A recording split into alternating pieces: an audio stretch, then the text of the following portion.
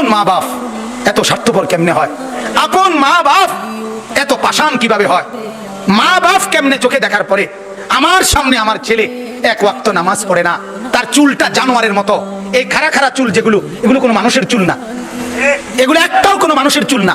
তুমি খোঁজ লাগাও, পৃথিবীর কোনো হুজুর লাগতো না, হুজুর বাদ দাও, হুজুর থো, এমনি জেনারেল শিক্ষিতর মধ্যে কোনো ডিসি, কোনো এসপি, কোনো ডাক্তার, কোনো ইঞ্জিনিয়ার, কোনো সচিব, কোনো ভদ্র মানুষ যারা উচ্চ শিক্ষিত কিংবা উচ্চ পর্যায়ের, তারা কারোর এরকম ছাগলের মতো চুল নাই, গোটা পৃথিবীতে নাই।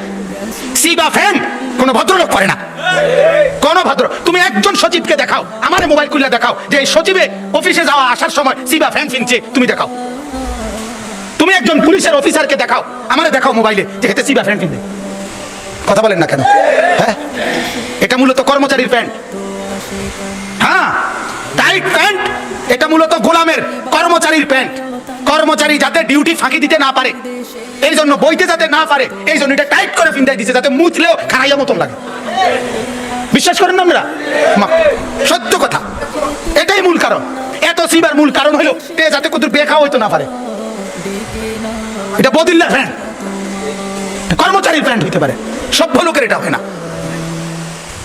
আল্লাহ আমাদেরকে মাফ করে দেন।